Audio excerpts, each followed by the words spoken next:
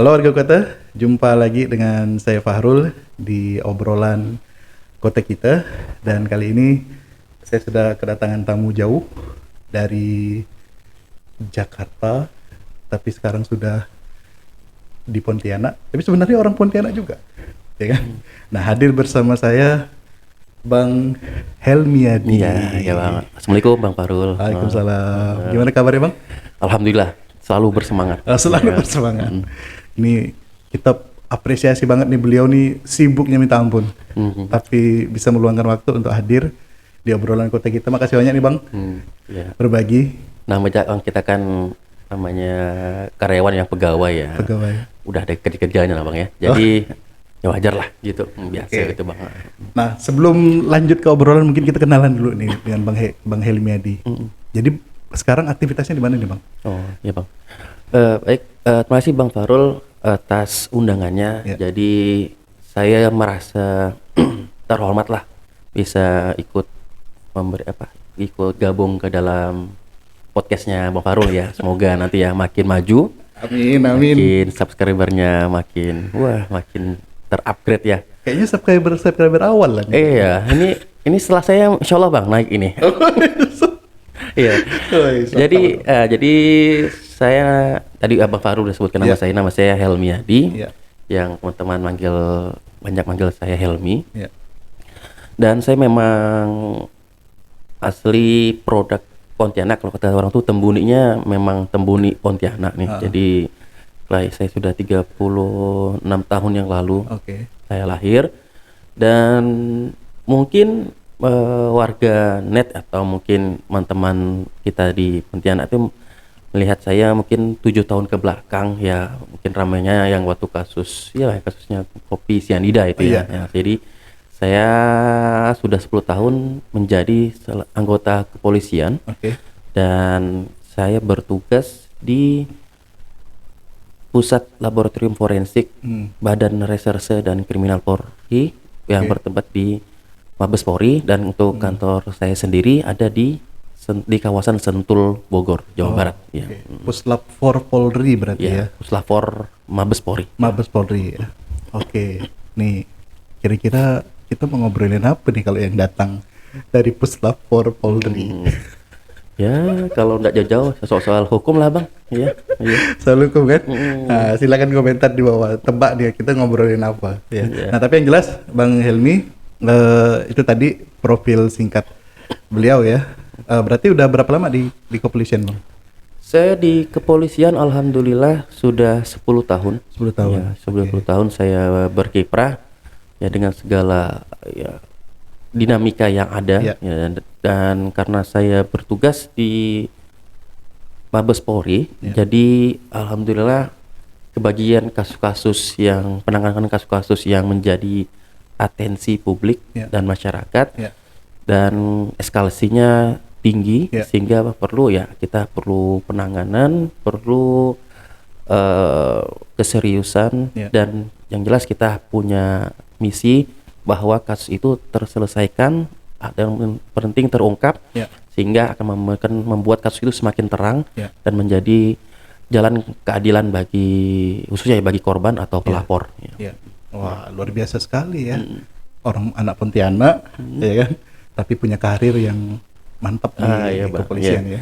Jadi kalau bahasa kita nih, stok Pontianak ini enggak habis Bang. Jadi banyak yang asli Pontianak juga yang buat kita lihat, banyak yang berkiprah sampai ke skala nasional. Yang mulai dari pejabat-pejabatnya. Kemarin mungkin yang ajudan Pak Jokowi ya? Iya, ajudan Pak Jokowi. Pak Syarif siapa? Syarif.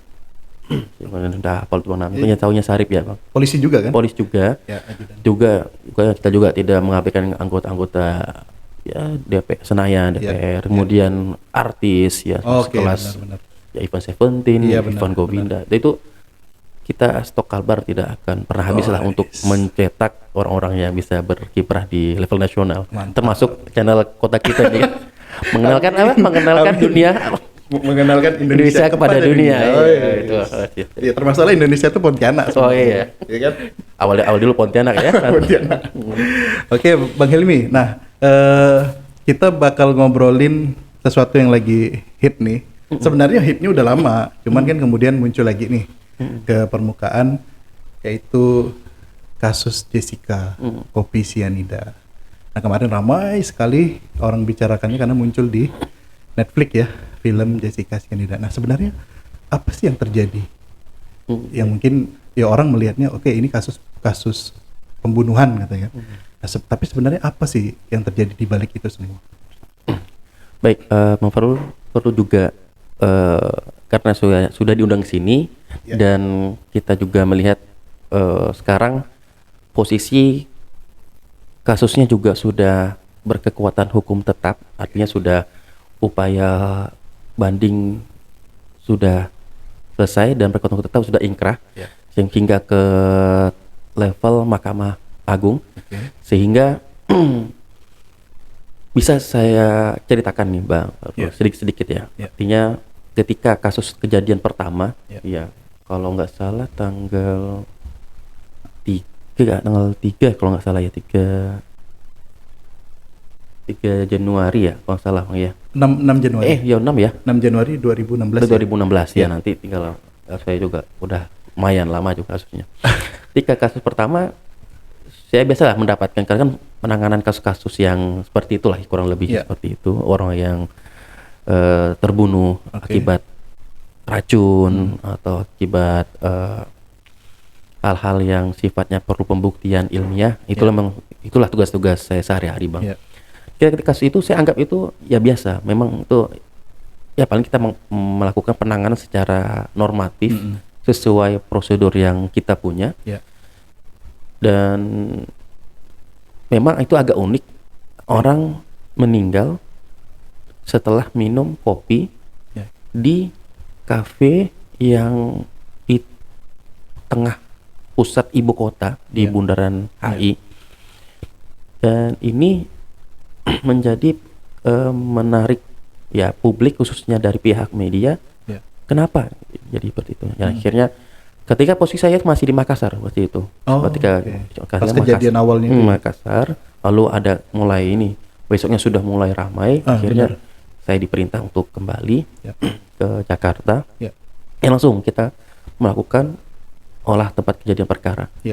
Nah, di olah perkara kita lakukan, kita mencari bukti-bukti atau pendukung atau data-data yang informasi bahan keterangan yang bisa kita kumpulkan di situ, dan akhirnya kita periksa, kita bawa ke periksa secara laboratoris kriminalistik, dan kita temukan memang di kopi yang telah diminum korban. Jadi posisi kopinya ini setelah diminum oleh korban. Ini kita berdasarkan dari fakta persidangan di CCTV Bang ya. Nah, setelah minum korban tuh hanya perlu kurang lebih 50 detik sudah kolaps. Jadi sangat saya sebagai salah satu yang mendalami hal-hal yang sifatnya toksikologi atau racun, saya lihat ini pasti kadar racunnya tinggi dan mematikan. Berarti yang diminumnya berapa banyak? Setelah kita periksa itu kurang lebih 7.400 hingga 7.500 ppm, dan itu sangat besar sekali kadar racunnya gitu. Jadi setelah kita melakukan proses analisis terhadap barang bukti, kita temukan kandungan yang sangat tidak wajar dari ion sianidanya. Jadi yang mematikannya adalah racunnya jenis sianida namanya sianida. Itu kadarnya 7.400 hingga 7.500 mg per liter. Oke, saya potong sedikit. 7.400 sampai 7.500 mg per liter. Iya, atau ppm. Artinya seberapa banyak kopi yang diminum oleh korban kemudian yang mengandung racun sebanyak itu? Jadi yang diminum oleh korban, kalau kita lihat dari rekaman CCTV yang dimunculkan di dalam persidangan, itu cuma satu kali sedotan.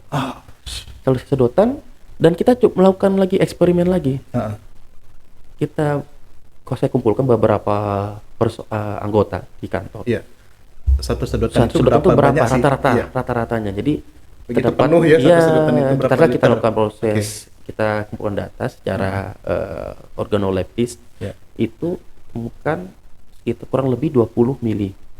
Oh. Hanya 20 kurang lebih 20 tapi mili. mengandung 7.000. Oh, Baru cuma 500. Jadi berapa banyak racun yang dituangkan di situ ya? dan kasus terendah, kadar terendah yang ditemukan dalam korban keracunan cyanida Iya. itu hanya 2.857 ppb, Bang ya. Ini kita kan ppm. Ini ini ppb. ppb itu part per billion, jadi Dia lebih besar lagi wadahnya. dia dia lebih kecil, Lebih kecil lebih lagi kecil wadahnya. lagi, Oh, lebih kecil oke. kadarnya, Jadi Bang. gelas. Kadarnya Oh, bukan kadarnya. kadarnya. Oke. Jadi artinya itu sudah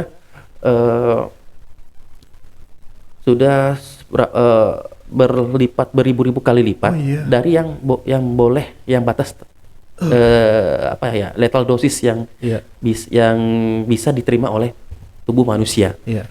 Nah, sehingga kita lihat, kita pastikan, oh ini sudah dosis yang mematikan, dan ini memang kita menyimpulkan awal ketika memeriksa, karena kita juga bukan tugasnya untuk menyimpulkan penyebab kematian. Iya. Karena sudah ada tugasnya dari dokter forensik ya. Cuman kita berhipotesis awal, oh ini ada kontak dengan cyanida pada korban.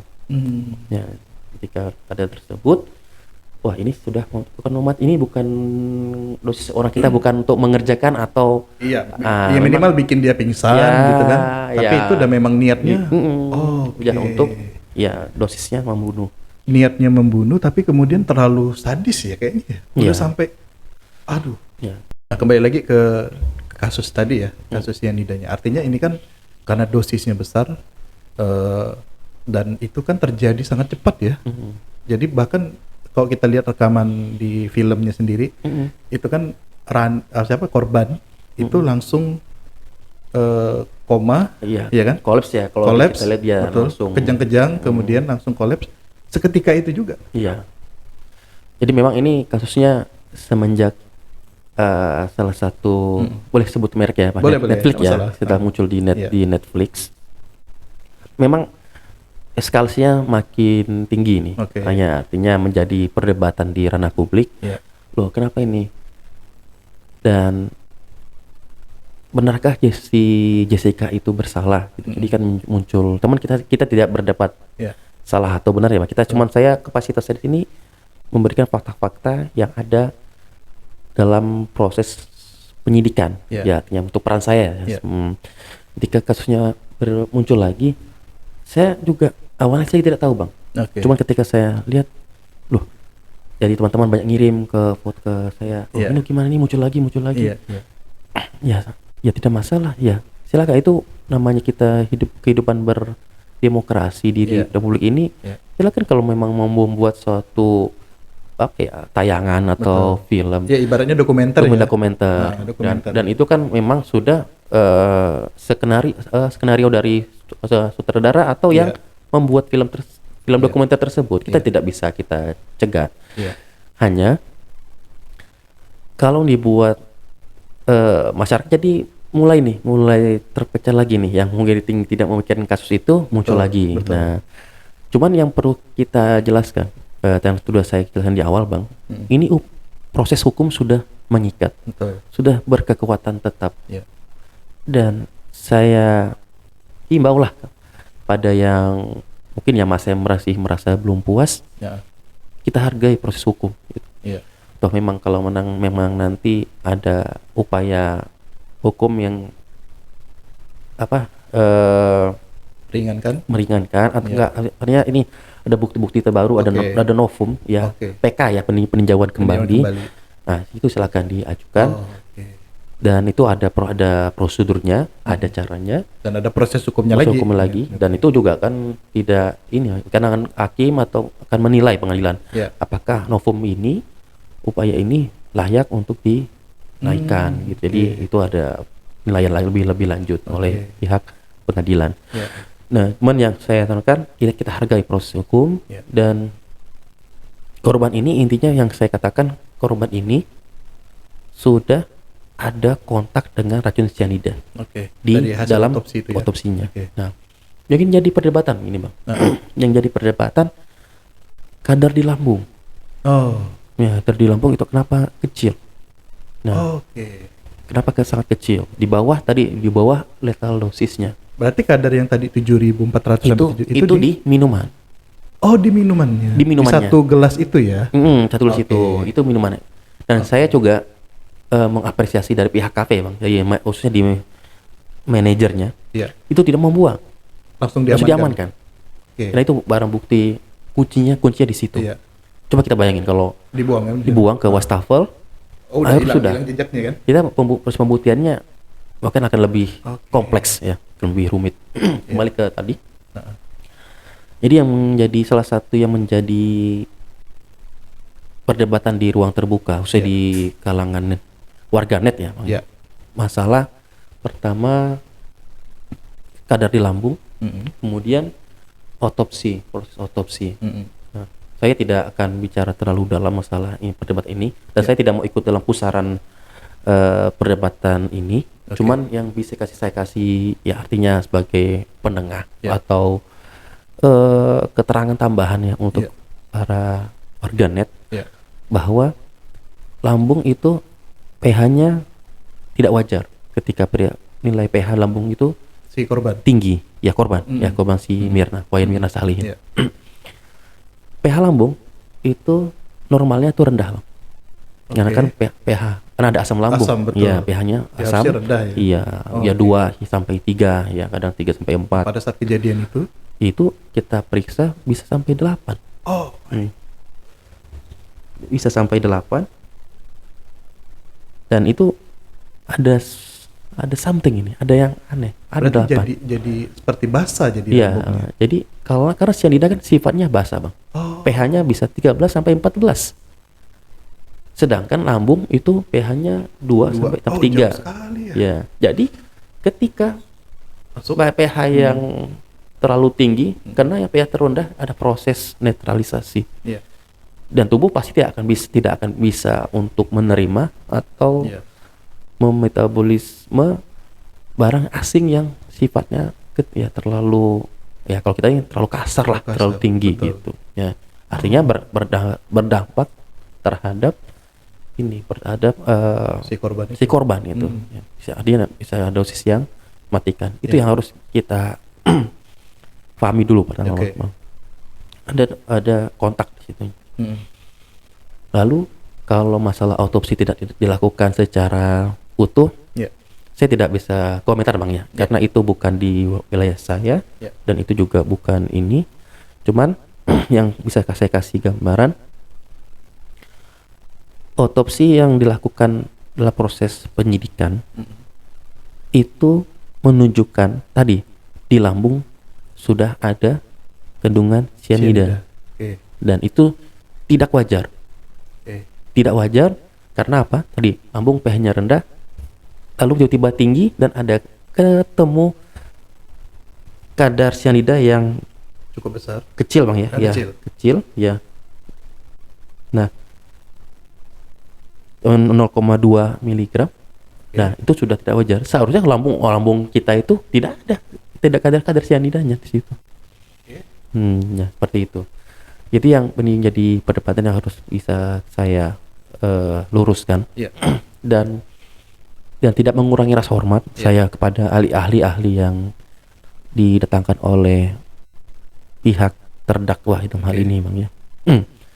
Memang mereka punya keahlian, kompetensi bagaimana menjelaskan, bisa membahas dari aspek ilmiah menurut keilmuannya.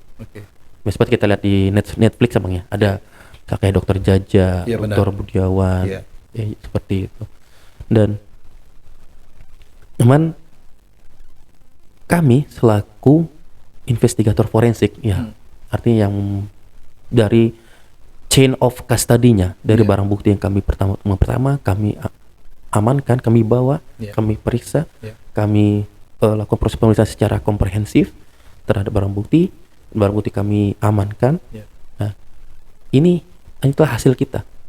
Dan kalau memang beliau tersebut ini hanya menilai dari hasil yang kami sajikan, yang kami periksa dan diulas menurut sudut pandang keilmuannya masing-masing. Jadi mereka tidak ada yang Tidak pernah ada yang langsung salah. Jadi dia karena barang bukti juga sangat ini Bang, barang bukti sangat terbatas dan barang bukti juga kami perlakukan ya tadi saya lihat chain of custody-nya sesuai dengan ya pengamanan barang bukti dan itu ada berita acaranya. Nah, apalagi terkait racun ini kan bahan kimia ya, yang dia bisa berubah dengan sangat cepat kan, seiring berjalannya waktu kan. Jadi bisa jadi dibawa pada saat barang bukti itu dibawa dari kafe, dari tempat dia ngopi, dia udah berubah lagi ketika sampai di lab misalnya kan begitu. Ada di keterangan itu Bang, kita lihat karena ini sudah berseliweran di YouTube ya, kita juga boleh dong kita artinya mengkomentari orang yang apa ya ahli-ahli yang diundang mungkin di podcast yang lain ya. Ya agak ini Bang, agak tergelitik ya, bukan tergelitik ya, agak ini jadi pengen mengomentarin cuman nggak ada salurannya ini yang di sini. Jadi kalau dengan kadar yang kita temukan yang tadi 7.500 ppm ya, itu memang kalau kadar sekian itu radius 500 meter akan kolaps, pingsan semua, akan berdampak oleh gas cyanida itu. Nah, itu tidak salah. Itu benar sekali. Saya tidak akan membantah argumentasi penjelasan seperti itu. Cuma yang perlu kita pahami, pelaku dalam hal ini ya terdakwanya Jessica itu menggunakan es kopi Vietnam. Kita kuncinya es. Suhunya rendah. Saya periksa suhu es kopi Vietnam itu 3-4 derajat Celcius. Nah, sedangkan untuk cyanida sendiri atau gas cyanida itu akan terblow up, akan terekspos itu pada suhu di atas suhu kamar. Suhu kamar itu sekitar 24 sampai 25 derajat. Bayangkan, jelas kan? Jadi 3 sampai 4 derajat dengan suhu kamar kan selisihnya jauh, bisa sekitar 20. Nah, jadi itu yang menahan ya, menahan itu. Dan ini ya kalau kita di ahli dari kepolisian ya, Bapak Dr. Nur Saman Subandi, kita lihat di persidangan, dia mengatakan pelakunya ini smart. Berarti dia sudah pelajari. Smart, dia smart, dia tahu kalau cyanida di dalam suhu dingin dia tidak akan kemana-mana dan efek dari cyanidanya akan tetap tinggal di gelas itu dan tetap terjaga. Bayangin, saya juga tidak berani kalau pakai air panas, apalagi air panas Bang. Makin cepat dia. Ya, saya tidak akan maka kalau pakai air panas atau air yang agak hangat. Benar kata beliau, ahli-ahli yang ngomong di berkomentar itu saya tidak akan menyanggah. Itu saya juga sebagai sebagai anggota kepolisian, saya juga orang ilmiah Bang. Ya, dengan latar keilmuan saya juga tidak akan membantah. Cuman fakta ketika kejadian pelaku memesan es kopi Vietnam. Es kopi dalam suhu 3-4 derajat. Itu boleh kalau dicoba kita buat kopi Vietnam ini. Dan kami udah berbolak-balik Bang ke kafe yang namanya Cafe Olivier ya. Cafe Olivier. Kita bolak-balik. Kita juga sampai ya ingin memastikan lagi karena juga kita tidak mungkin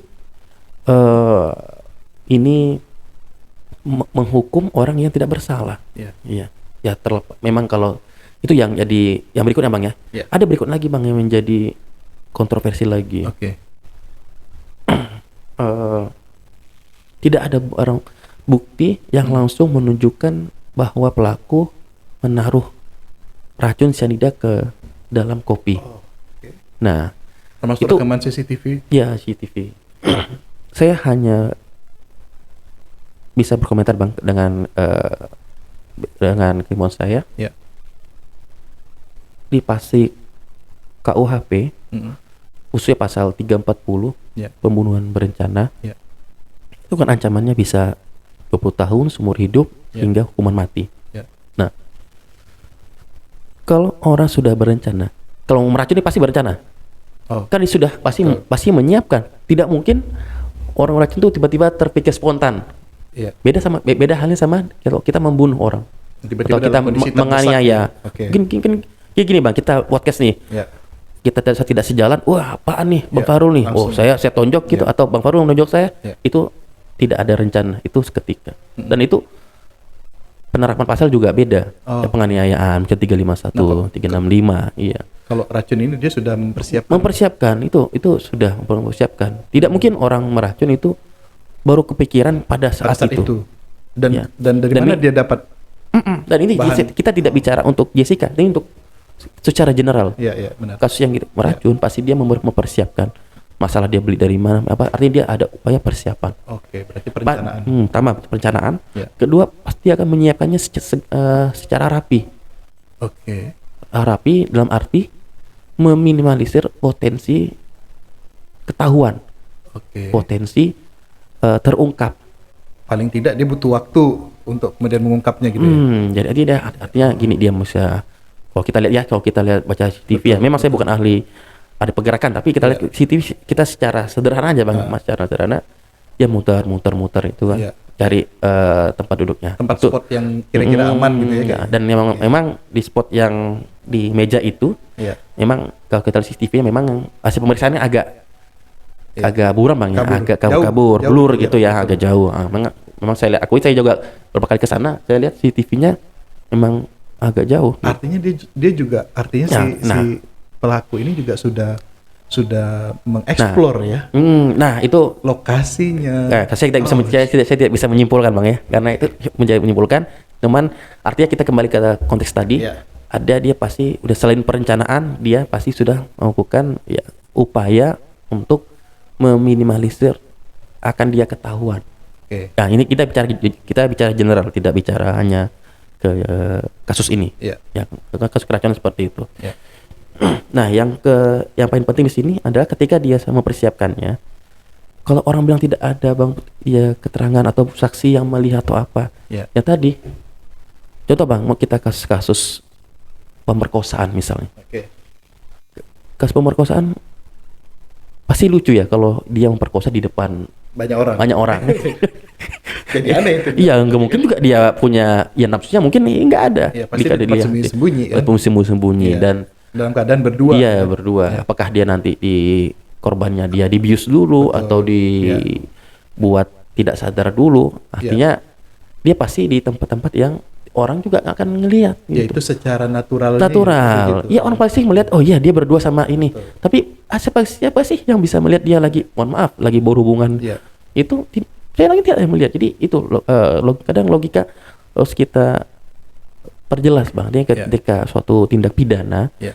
apalagi yang berencana, Ya. pasti yakinlah pelaku sudah mempersiapkannya dengan sangat-sangat matang. Oke. Nah, kita bicara general aja nih. Iya. Karena kalau saya bicara untuk kasus ini bukan kompetensi saya. Saya hanya kompetensi saya di sini adalah kompetensi di bagian memang yang menentukan. Iya. Yang ini yang dikejar oleh penasihat hukum, Iya. ingin mematahkan Argumen dari. arti substansi di bagian saya. Gitu. Iya. Dia mematahkan bahwa korban mati bukan karena Racun. cyanida. Oh. Itu aja poinnya.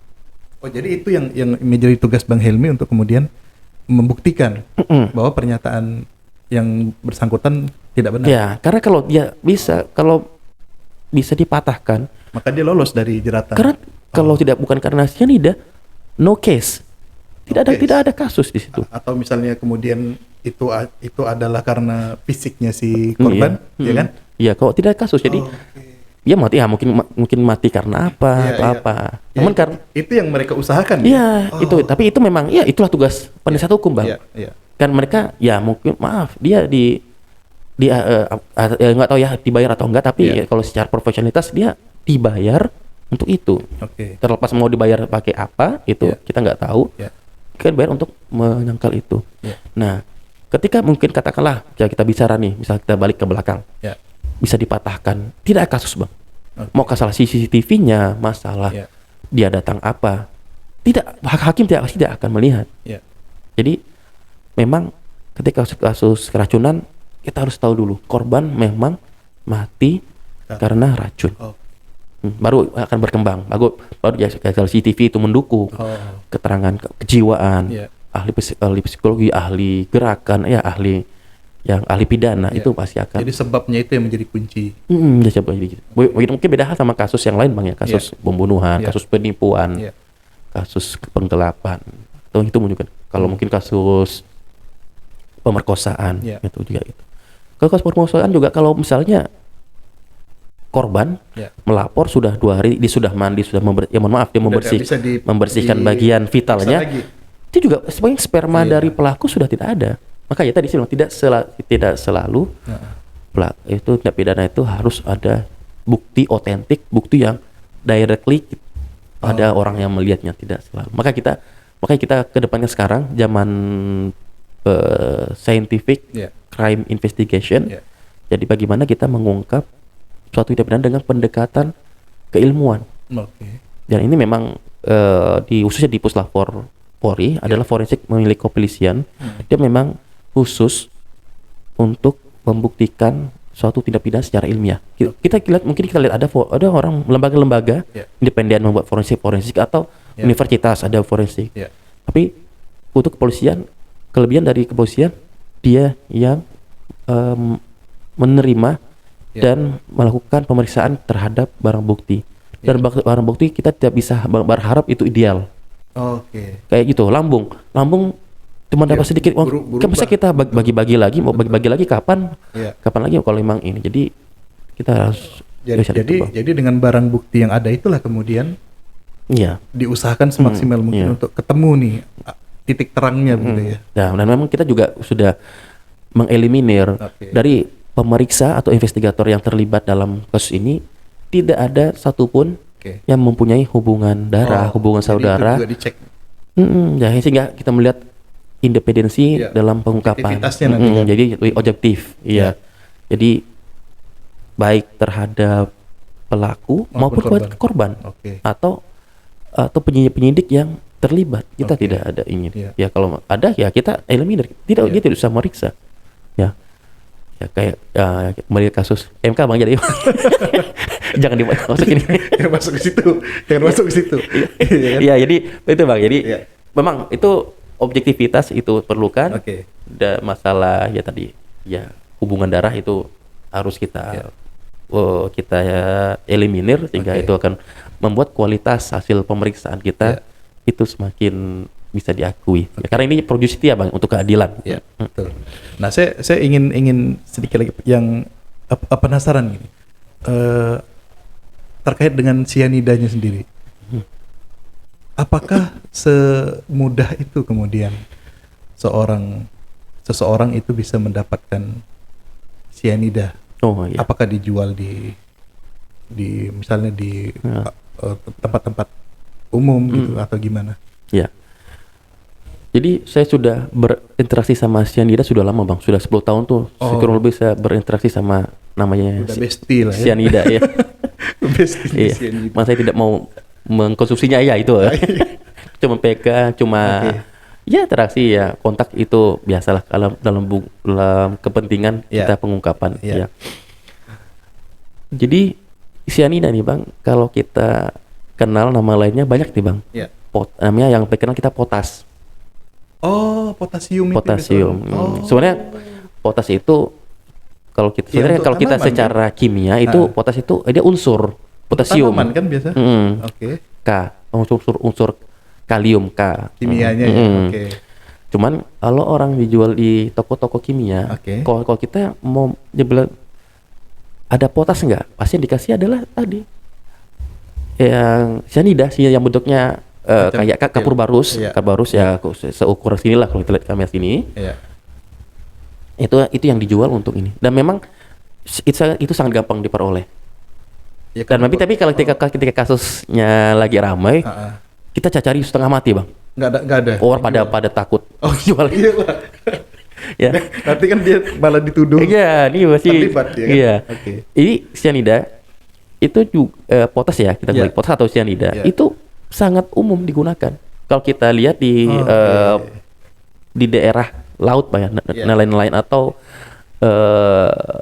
pencuri atau pengumpul penjual ikan hias. Oh, oke. Ya. Dia pasti kan gimana dia menangkap ikan hias di dalam laut. Iya, iya, iya. Kan ikan hias kan susah Bang Iya, ditangkapnya. iya. Wah, setrum. Nggak bisa nyetrum laut kan pakai Oh. ikan. Nah, makanya pakai potas, itu. dicampurkan ke air, masukin ke botol semprot, Mabuk dia. botol semprot.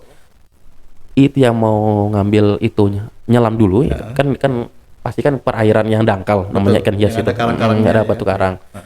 Disemprot lah pakai botol semprot. Jadi itu. dia mabok? Ya, dia mabok.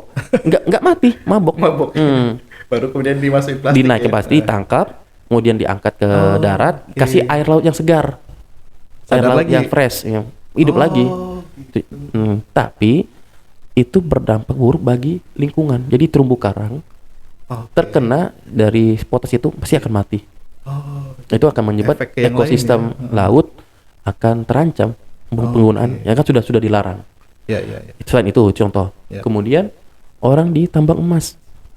Tambang Oke. emas dia mendulang atau memisah antara pasir-pasir atau Pakai tanah-tanah potas juga. mengandung emas, salah satunya dengan potas di samping merkuri, Oke. di samping alat yang Oh. cairan kimia yang lain.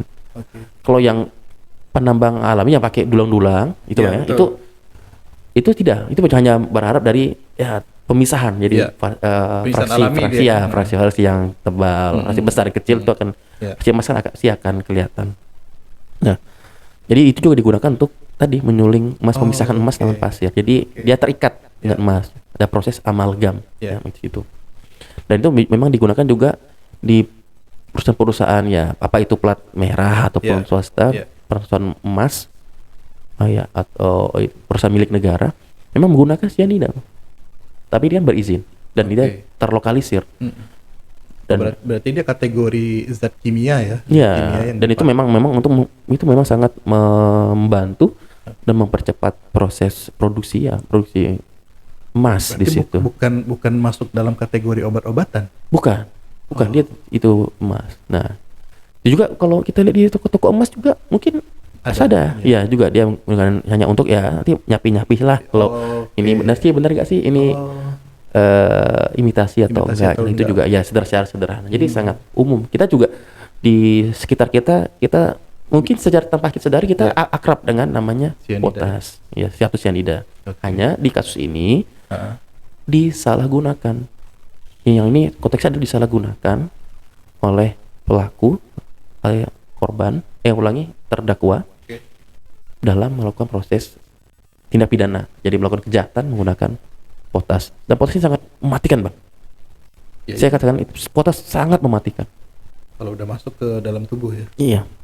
Tadi dia aja batas minimal di buku referensi kasus yang LDLO itu ada maksudnya dosis yang paling rendah yang ditemukan Iya. secara global itu Dalam hanya kasus, 2.800 mikrogram per kilogram berat badan. Mikrogram per kilogram berat Sedikit sekali badan ya. atau ppb ya. Iya. Sedikit sekali. Nah, Yang sedangkan dalam yang kasus masuk ini Mirna? 7.400 sampai 7.500 ppm. Sangat bayangin. ppm tuh kalau kita buat ini Bang ya, kita buat konversi satu ppm itu sama dengan 1000 ppb. Ya macam kayak byte ke kilobyte gitu Iya. ya. Jadi 1 ppm sama dengan 1000 ppb atau 1 miligram per kilogram sama dengan 1000 mikrogram Iya, per iya, kilogram. Jadi kalau katakanlah 2.800 Itu yang mikrogram kasus per kecil kilogram yang itu kasus ditemukan, terkecil ditemukan di secara PBB. global PBB itu Baru sepersekian. hanya sekitar hanya sekitar 0,00 ya maksudnya. Jauh sekali. Iya. Jadi sangat ya artinya 2 mikrogram ya. Coba Pak Fahru itu kan sangat kecil sekali yang bisa ditolerir oleh tubuh kita. Dan itu aja udah dampaknya udah luar biasa ya. Iya. Apalagi kemudian sampai sebesar dosisnya sampai sebesar itu yang makanya ditemukan di iya. Jadi kasus ini. jadi memang ini artinya sebenarnya kasusnya kalau saya lihat itu Bang ya tidak mengurangi rasa hormat saya kepada yang lain. Ya. Saya kira kasusnya ini simple. Ya. Simple. Cuman karena si pelaku ini Ya. hingga proses vonis Mm. tidak pernah mengakui kejahatannya, itu yang membuat ya dinamika dalam ya di warung kopi, Iya, iya, iya. di tempat kita warung ya tempat-tempat orang ngumpul ketika kasus itu Ya. pasti ngomongin soal itu, Bang. Ya. Oh, lu bener gak sih, percaya gak sih sama ini? Si Jessica pelakunya, ini Pak, ini paling polisi yang mengkriminalisasi atau itu. Jadi banyak stereotip atau omong-omongan di level akar rumput bagi bawah masyarakat masalah ini, Bang. Ya. Ya kalau memang jadi namanya proses pembuktian, kayak juga kita tidak mengharapkan pengakuan dari pelaku. Iya. Itu kita bisa kesampingkan. Sekalipun pelakunya mengaku, kita tidak juga ujuk-ujuk juga percaya ya kan? Ujuk ya percaya. Iya. Ya. Harus ada pembuktian. Apalagi dia tidak ngaku kita harus kita buktikan. Oke. Gitu. Nah terkait dengan kasus ini kan artinya udah tadi Bang Hilmi juga udah sampaikan dan kita sudah tahu semua bahwa ini sudah berkekuatan hukum tetap dan pelaku juga sedang menjalani proses hukumannya ya. Nah ya terlepas dari kemudian apakah ya kalau saya sih melihatnya gini, kadang ya terkait filmnya juga nih Bang, ya kan?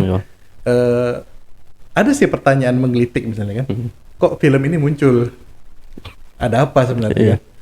Apakah mungkin ini kan baru asumsi-asumsi saja. Mungkin bisa jadi apakah ada usaha untuk kemudian mengungkap ada pelaku lain selain dari Jessica yang hari ini sudah diputus oleh pengadilan dan menjalani hukuman. Oh. Nah ini. Tapi yang paling kelihatan memang ya ini soal saya lihat, saya lebih menyorotnya dari aspek ekonomi ini. Aspek ya ketika ini berpotensi bakal rame lagi dan nampaknya pasti kan ada untung rugi, ada bisnis di sini kalau saya lihat yang dari penerbitan ini. Kalau dari aspek ekonomi itu juga itu lumrah.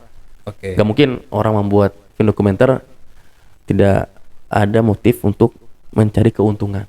Ya, pasti itu ekonomi. Mencari yang kira-kira kasus yang memang bakal ramai ya kan. Jika memang mencari dari pertanyaan dari Bang Fahrul, apakah ada pelaku lain selain bukan artinya pelaku lain yang memungkinkan pelaku yang sebenarnya itu bukan Jessica atau mungkin ada pelaku lain. Nah itu ya secara saya jawabnya secara sederhananya saya katakan tidak ada. Saya bicara sendiri ya. Berdasarkan pembuktian di persidangan, kemudian barang-barang. Saya tidak ada. Tidak ada. Berarti murni ini adalah Jessica sendiri yang kemudian saya mereferensi dari fakta-fakta persidangan dan putusan persidangan. Jadi saya mereferensi. Jadi saya tidak artinya tidak asal bunyi. Tapi itu memang berdasarkan dari fakta persidangan. Tidak ada. Terlepas itu memang terlepas nanti kalau ada lagi di luar kuasa saya atau nanti dari pihak yang pengacaranya atau dari pihak yang merasa belum puas, ya silakan, masih ada artinya upaya yang ini Bang ya, artinya dalam itu upaya yang luar biasa. Karena itu terkaitan sama peninjauan kembali. Dan setahu saya peninjauan kembali itu butuh novum baru. Bukti baru. Dan itu harus kredibel. Yang kredibel yang bisa ya mungkin ya menjelaskan itu silakan dari pihak-pihak yang mana ya kita tidak bisa menghalangi karena ini negara hukum juga, segalanya harus berdasarkan dengan hukum. Kalau ditanya saya berdasarkan ke persidangan tidak ada. Itu pelaku tunggal. Nah terkait tadi yang Bang Hilmi bilang kemudian kita tidak menemukan bukti bahwa kemudian kapan si pelaku kemudian memasukkan racun itu ke wadahnya. Oke. Jadi kita ini reverse lagi Bang ya. Apa yang menjadi kontroversi? Yang pertama, tidak ada yang menjadi perdebatan, tidak ada yang pelaku yang memasukkan, yang melihat saksi yang melihat pelaku memasukkan zat beracun atau cyanida ke dalam minuman kopi. Pertama, jadi perdebatan. Kedua, proses otopsi. Otopsi mengapa hanya parsial otopsi, tidak secara menyeluruh. Dan itu memang menyeluruh, saya katakan juga memang tidak salah Bang. Memang harus saya juga melakukan proses otopsi, terlibat dalam proses otopsi. Saya juga lihat secara menyeluruh Bang. Artinya ada pemeriksaan di Organnya. tulang tengkorak, apa di batok kepala, tengkorak, Oke. kemudian di jantung, Oke. dari pembuluh-pembuluh darah itu juga akan bisa kita lihat bahwa korban itu potensi bahwa apakah ada masalah di sakit jantung Ya. atau pukulan benda tumpul di kepala Oke. atau apa, itu bisa terlihat Bang kalau Ya. memang seperti itu. Ya. Yang kedua ya, otopsi. Yang ketiga tadi Hmm. ada satu ini dokter ya dari RSCM itu Bang, melihat beliau sudah puluhan tahun menjadi ahli dalam keracunan, Ya. dan ke korban-korban tersebut tidak ada ciri khas dari cyanida. Nah itu kita hargai Bang pengalaman beliau, Ya. tapi bisa kita luruskan lagi, pembuktian orang keracun atau tidak dari harus pemeriksaan, selain pemeriksaan luar harus pemeriksaan dalam Mm-mm. dari organnya, kemudian tadi urutan kejadian-kejadian, Oke. fakta-fakta yang ada. Ya. Tuh yang ketiga. Yang keempat yang menjadi perdebatan di warganet juga, Oke. kadar cyanida yang segitu tingginya, Mm-mm. itu pasti adalah Ya, puluhan tadi ratus itu, orang itu betul. pasti akan berdampak. Oke. Nah itu bisa kita luruskan lagi, kita tengahi bahwa proses kejadian aktualnya Ya. itu menggunakan es kopi. kopi dalam suhu dingin. Nah, itu yang membuat Itu yang harus kita underline di situ. Oke, oke. Nah, itu yang saya rasa cuman empat itu ya. empat sih poin Bang itu ya. menjadi perdebatan. Kalau Nah, yang poin 1 tadi berarti belum terjawab kan? yang Tidak ada yang melihat, kan? ya. Jadi tidak tadi Bang bisa kita jawab Bang. Oke. Karena suatu pembunuhan berencana Mm-mm. tadi yang sudah kita bahas di awal, ada niat, dia mempersiapkan Oke. secaranya dengan Ya. matang, dan Ya. itu bukan ya, dan dia mau berpikir tidak akan mempersempit ruang penyidik dalam membuat terang pidana yang telah ia lakukan. Oke. Nah, itu berencana, dan berencana kebanyakan ini kalau kita membunuh dia sudah mempersiapkan sangkut goloknya, Ya, itu sudah berencana, itu pasti sudah lihat dia. Nah, dia langsung dia melabrak orang yang korban, itu sudah berencana, itu bisa kita lihat bisa. Ya. Tapi kalau racun tanpa itu pun dia pasti sudah membelinya atau dapat dari mana, Oke. apapun dapat dari mana, mau belinya atau memang dia sudah punya, Ya. dia sudah mempersiapkan. Itu juga di ahli pidana manapun mungkin sependapat sama saya. Ya. Kalau udah beracun pasti berencana. Oke. Nah, berarti kan ini memang pure ya tadi yang Bang Hilmi tegaskan bahwa memang hanya Jessica kan yang kemudian merencanakan semua ini dari awal sampai akhir ya. Iya, iya. Nah, tidak ada keterlibatan dari kawan-kawannya, kemudian bahkan mungkin keluarga ya kan, atau keluarga si pelaku atau keluarga korban segala macam. Sampai hari ini tidak ada Bang. Ya. Sampai hari ini tidak ada keterkaitan, ada potensi pelaku lain. Ya. Saya lihat belum ada. Sehingga sudah 7 tahun berjalan ini, sampai hari ini saya Ya. masih sangat sulit sekali menemukan potensi yang lain. Ya berarti memang ya mungkin apa yang tadi Bang Ilmi sampaikan, munculnya film ini salah satu motifnya mungkin motif Yeah. ekonomi ya kan, untuk kemudian ya sering sih film-film dokumenter kan Iya. dibikin kemudian untuk membuat orang apa menontonnya ya Yeah. lebih ramai lagi ya. Dan memang itu efek yang kemudian kita temukan kan hari ini dia muncul lagi ya Yeah. kan.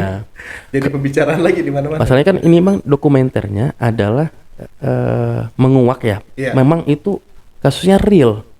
Beda Iya, kalau betul. dokumenter tuh yang yang dibikin bikin, jadi Iya. ada suatu proses Ini kisah proses nyatanya ya kan, ibaratnya. ilustrasi. Ya, ini kan seolah kita melihat itu dibuat di flashback lagi Iya, gitu. benar. Nah, kembali lagi saya menang itu 10 bulan. 10 bulan Dari ya? awal proses kejadian sampai putusan. putus sidang itu 10 Oh. bulan. Dan memang tadi kita sebagai ya artinya yang orang Pontianak nih bahasanya nih. Oke. Memang itu pengalaman hidup saya, pengalaman kedinasan saya Iya. dalam menangani kasus-kasus yang saya di antara kasus-kasus besar yang pernah saya tangani, Ya, kasus ini Bang yang menarik ya menarik. dan menguras segala pikiran, tenaga, Ya karena dia menjadi pusat perhatian publik ketika itu kan hampir 1 tahun lebih loh. Semuanya membicarakan tentang cyanida itu. Iya. gitu. Dan saya juga dikenal di Pontianak gara-gara itu. Jadi Ya. saya pengalaman iya. Jadi saya pernah itu apa waktu saya dinas ke Pakistan misalnya. Heeh. Di pesawat itu saya diliatin orang ngeliatin apa. Saya juga akhirnya iyalah saya namanya ini kan saya biarin. Nah, tapi nyampe di kan transitnya di Doha. Oke. Di Doha. Udah di tempat transit saya langsung didatengin, Bang. Oh, Heeh. tanyain, "Oh, apa yang nanganin kasus cyanida? Itu gimana, Pak?" Itu lagi itu kalau salah si bulan Iya. Juli atau Agustus. Ya, Jadi soalnya kemarin kan sempet ada terekspos juga di TV. iya, Ya kan? dia ngeliat, dia ngeliat. Wah ya. Makanya orang lihat. Sampai dilihat dibuka YouTube, ini Pak ya. Ya. Oh. Jadi, oh ya, gimana Pak? Oh ya, cuman kan lagi proses persidangan, saya Oke. tidak agak batasi karena Berbeda belum. dengan sekarang kan, ini udah putus semua kan. Dan itu juga sudah menjadi Udah jadi perdebatan betul. ya, berita di Bahkan dari publik. film kan itu udah nggak ada masalah Nggak lagi. ada Soalnya masalah. terkait dengan ya kita kan ingin mencoba untuk melihat saja, karena kan Bang Helmi yang langsung mengalami Iya. kan tentu berbeda loh. Kalau misal saya nonton di film nih kan, nah mendengar langsung dari saksi yang Iya. saksi mata yang langsung menangani kan Iya. tentu beda gitu. Ya, artinya kita insya Allah kita objektif. Iya. Kita juga tidak berharap memang ya untuk kasus yang apapun ya kita tidak Oke. berharap bahwa pelaku itu tidak ada kita sentimental Iya. kepada pelaku harus dihukum, tidak. Kita on the track, apa yang kita terima, apa yang kita Iya. periksa, kita juga terikat sumpah jabatan, ya sumpah seorang pemeriksa Iya. forensik. Kita ada di koridor seperti itu, nah memang kita ya artinya itulah hasil kita Berdasarkan barang bukti dan itu Iya. fakta, tidak ada motif yang lain, Oke. tidak ada ya, keinginan untuk suatu keuntungan. Oke. Itu memang ini. Nah, kemarin saya dengar juga Bang Helmi baru menyelesaikan pendidikan ya, iya, Bang. S2 di Universitas Indonesia ya. Iya, iya, Nah, Bang. itu mengambil jurusan tentang Ya tentang kimia lah ya. kimia ya. Mm-mm. Kimia terkait apa tuh? Kimia saya tentang toksikologi juga. Toksikologi ya. Jadi Heeh. ketika saya ngambil kuliah, Jadi udah master toksik nih. dosennya kan ya salah satu ahli dari Oh. ngasih ya. Jadi Jadi udah kenal juga jadinya. jadi memang saya tidak, saya mengurangi di forum ini saya menyampaikan iya, tidak iya. mengurangi rasa hormat saya dengan Iya. beliau. Ini ketika membahas tentang kasus Iya, iya, Jessica, beliau langsung skip. iya, Skip. Oh, karena lihat itu ada yang Ada laporan. jadi ada yang ngikut yang ngani. Jadi Oke. tapi itu saya rasa ya tadi terserah dari manapun kita melihat suatu Iya. kasusnya. Benar. Namun ketika ada dalilnya, dia punya keilmuan untuk membahasnya. Itu tetap kita apresiasi. Tidak apresiasi, ya apresiasi. Tapi beliau kan akademisi, memang benar. memang punya kompeten, udah lama ahli memang di toksikologi juga. Oke. Ya itu kita apresiasi gitu. Cuman Nah, ini agak nyentil dikit yang terakhir. apa? Ya nauzubillah misalnya itu terjadi. Tapi setidaknya kalau misalnya kita mau berhati-hati, gimana sih kita ngenalin racun pertama kali? Misalnya di minuman Nah. atau di mana? Kalau Ada nggak tips? kalau racun ya, Ya. Misal di minuman, di makanan yang sederhana deh. ya sederhana. Ya, begini. Kalau tergantung jenis racunnya, Bang. Oke. Terkadang pelaku ini karena menggunakan racun Ya. yang secara kasat mata Ya. tidak ada, atau secara aroma bau tidak ada, itu biasa saja, sama. Oke. Contoh kayak tadi yang kopi Vietnam, Oh iya iya iya. es kopi Vietnam. Iya, heeh. Kita secara mungkin aroma tidak ada kelihatan, tidak ada keciuman, Dan itu baru keciuman setelah tapi warna berbeda. warnanya berubah ya. Jadi kita buat satu pembuktian. Heeh. Kita buat kopi yang tanpa cyanida, Dengan kopi yang pakai cyanida. pakai cyanida tanpa. Jadi memang warnanya agak Pakai cyanida kuning-kuning. tanpa diaduk. tidak Langsung artinya diaduk juga. diaduk juga. Tanpa dia kan orang Iya. korban sempat mengaduk dulu baru minum. Oh, tempat diaduk dulu berarti. Iya. Dan itu aduk dan tidak aduk sama. Ada perbedaan. Tetap bereaksi dia. Tetap ada perbedaan warna. Ya karena kan di film itu kan diperlihatkan bahwa petugas restoran ya, ya kan, yang menyajikan kemudian yang supervisornya, dia kemudian langsung mengecek kan barang bukti dan mereka mencium bahwa Iya. baunya udah kemudian Iya. keluar ya. Kan? Terus dia sempat nyicip kenapa Dia tempat nyicip ke kenapa enggak ini. Nah, ini juga Iya. salah satu lah nih yang menjadi ini apa enggak kolaps juga. Oh. Dia nih Cip kena di lidah bang. Jadi lisan Nggak itu sampai ke hanya tetelan pekat ya? lidah. Langsung dibuang lagi. dikumur ya, dikumur sama Buang dia. lagi itu. Oh. Cyanida itu akan berdampak buruk kepada tubuh kita ketika masuk ke Udah masuk ke sistem pencernaan. Oke. Minimal melewati tenggorokan lah atau Iya, kerongkongan iya. itu sudah pasti Langsung sudah. efek lah ya. Efek. Oh. Memang ketika pada korban juga ketika dibuka memang bagian saluran cernanya sudah ada kayak tanda-tanda kerusakan. korosif. Oh. Tanda-tanda korosif dan memang itu ya secara kasat mata juga itu kita bisa membuat hipotesis pendahuluan Ya. bahwa korban ada kontak dengan zat kimia yang menyebabkan saluran cernanya ada iritasi atau Oke. korosif. Jadi Oke. seperti itu. Jadi ya memang yang tadi Kembali ke tadi ke warna ya. Warna- Jadi warna berbeda. Warna berbeda. Mm-mm. Itu yang kedua. mm, Yang pertama tadi kan bisa jadi ada bau. Bisa jadi jadi tidak berbau, ya kan? Kalau warna sih kita kalau nggak ada pembanding kan Betul. cukup susah bang. Ya, memang kembali lagi gini, sebenarnya lebih ke pencegahan ini bang, bukan dari segi makanan atau minumannya. Iya. Ya kita memprasangka kepada teman atau sahabat Iya, kita, iya. namun alangkah kita lebih aware Aware betul. ketika ada teman ngajak nih mau ngopi, Iya, mau nongkrong di mana. Benar. Sebaiknya kita jangan dipesankan terlebih dahulu. Oke. Kita datang dulu, Itu tipsnya pesan ya. sendiri, Oke. dan ya kita tahu, memang itu kita pesan dan Kita itu yang pesan, enggak, ya. kita tunggu. Iya. Jadi jangan, kalau kita belajar dari ini kan kasus yang Iya. kita bahas yang tadi kan, bahwa korban Mm-mm. itu sudah pesan dulu kepada Oh. sudah di list nih menunya Iya, apa iya, nih. iya, Nih. benar.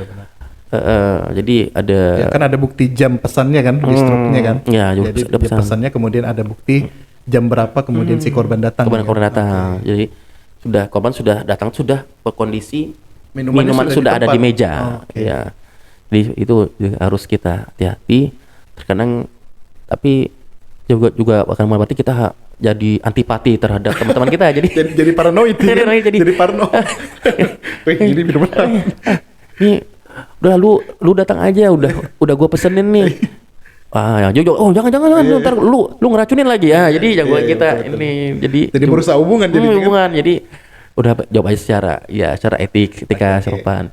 Santai ntar Ntar biar gua yang pesen, gua gitu. pesen sendiri Iya, aja, gampang itu mah. Air putih doang juga udah cukup. Ya kan Iya, pasti sip. seperti itu. Jadi Bapak, itu yang apalagi nih teman atau sahabat kita, ya mohon maaf, mungkin sudah lama kita nggak Iya ketemu. benar. Itu Kita kan mungkin kasusnya udah lama ya. Jessica baru datang iya, ya kan? udah lama nggak ketemu, atau mau reunian Iya, iya, gitu iya, kan. iya.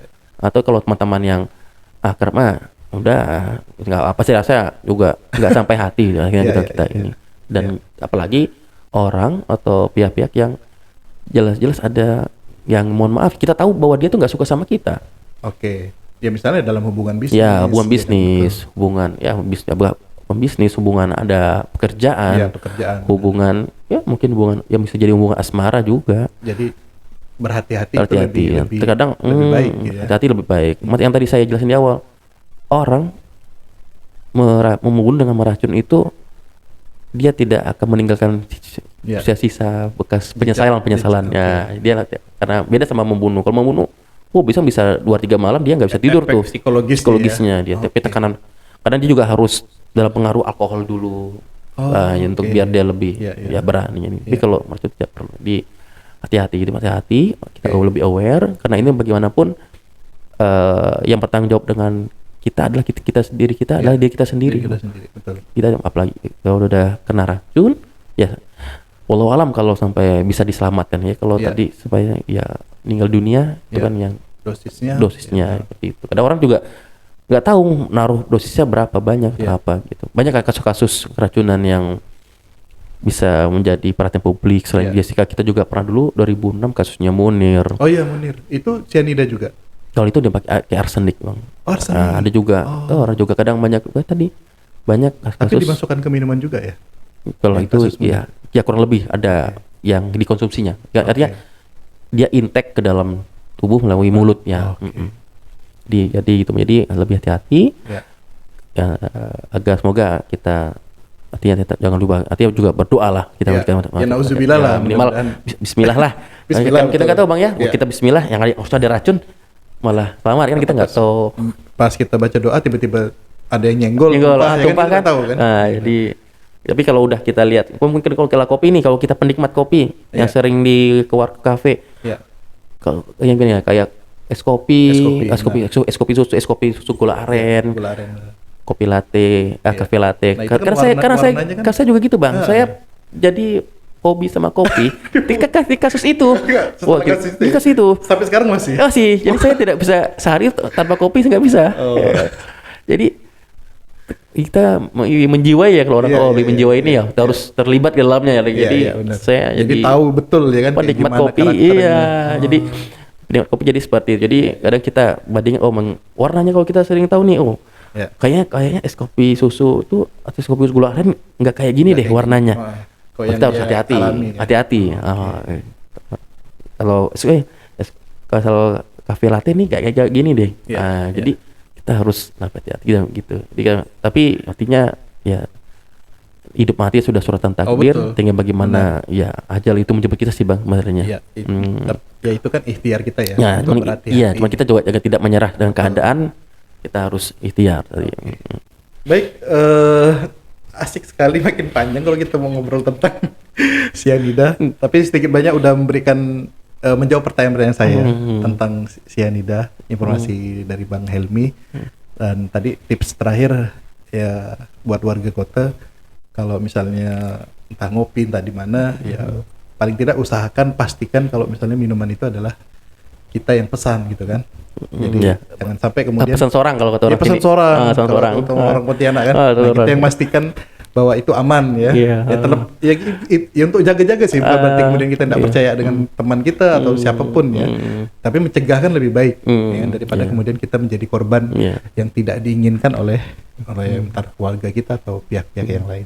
Oke Bang Helmi, makasih banyak nih udah sharing Siap. tentang kopi Siap sianida. Bang, siap. Dan Ya. mungkin nanti kita undang lagi di entah mengungkap kasus-kasus apa lagi. Ya.